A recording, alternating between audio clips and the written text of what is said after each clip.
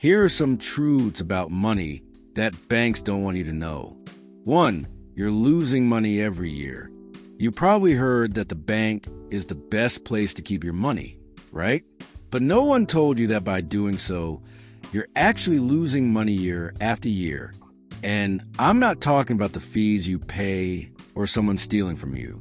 I'm talking about inflation. Inflation causes prices to rise over time. What you could buy today for $50 will cost more next year, and even more in 10 years. In the U.S., the average inflation rate is about 2% per year. If your bank account earns just 0.05% in interest, that means you're losing around 1.95% of your money's value annually. Now think, where could you invest that money to at least keep up with inflation? Treasury bonds? Real estate funds? Stocks of companies that historically grow above inflation? These are options worth considering. If this insight has already made you see money differently, go ahead and hit that like button. It really helps the channel grow and bring more content like this for you. 2. Banks make money from your card transactions. Every time you use your credit or debit card to make a purchase, the bank profits. How? Through fees charged to merchants. Let's say you buy an item for $500. If the bank charges a merchant a 3% transaction fee, $15 goes straight to the bank. Doesn't seem like much? Multiply that by millions of daily transactions. But guess what? The merchant has already factored that fee into the price. If they sell for cash, they might offer a discount. But since most people pay with cards, they increase the price, meaning you're actually paying that fee indirectly. 3. Your money in the bank isn't physical. If you have money in the bank, technically, it's there, but in reality, it's circulating in loans, mortgages, and other investments that generate profit for the bank. This becomes evident during financial crises. If everyone tried to withdraw their money at the same time, the bank wouldn't have enough cash for all. This is called fractional reserve banking, a system that allows banks to lend out part of the deposited money. If you want more control over your money, consider diversifying with liquid investments, such as emergency funds or easily accessible assets. By the way, if you're enjoying these insights, make sure to subscribe and turn on notifications so you don't miss the next videos.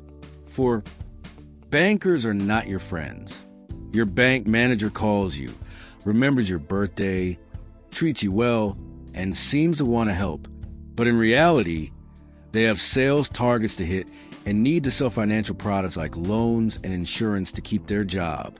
I once met a former banker who said that much of his job was convincing clients to take out credit they didn't even need. And this happens all the time. Before accepting any advice from your bank, do your own research. Often, you'll find better conditions with fintech companies or credit unions. 5. Foreign transaction fees are costly. If you travel abroad and use your card, you might be paying extra fees without even realizing it. A friend of mine spent 15 days overseas and only found out later that he had been charged over $100 in international transaction fees. Before you travel, check which credit cards offer no foreign transaction fees, or consider using international accounts to minimize these costs. 6. Always check your bank account. You might be paying fees you didn't even know existed. And if you find an unauthorized charge, you have 90 days to dispute it and get a refund. Banks don't like to advertise this, but by law, if you report an error, they have 48 hours to return your money. So, after this video, take a look at your account and make sure everything is in order. And if you spot anything suspicious, now you know what to do. 7. You are being watched. Every financial move you make is recorded. If you deposit or withdraw more than $10,000, the IRS might be notified. It doesn't mean you're doing anything illegal, but these records are kept on file. That's why it's important to keep everything in check.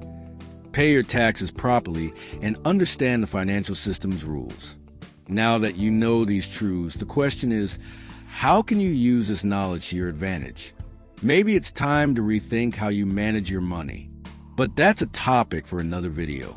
And before you go, don't forget to hit the like button and subscribe to the channel so you can keep learning how to make your money work for you.